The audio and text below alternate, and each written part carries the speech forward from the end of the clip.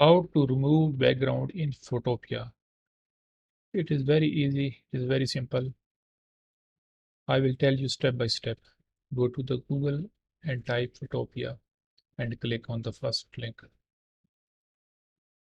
Now click on my computer and choose the picture you want to remove the background.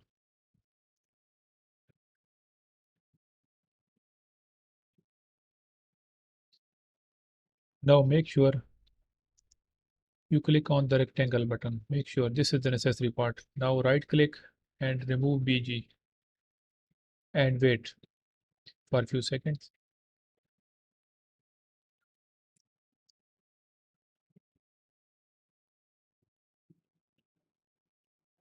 And that's all. You see,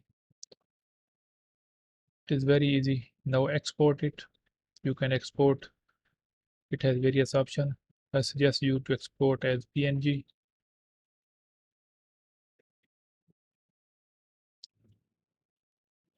Now click on the PNG.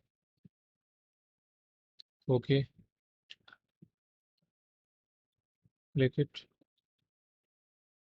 And I see you the final product. That's all. Thank you.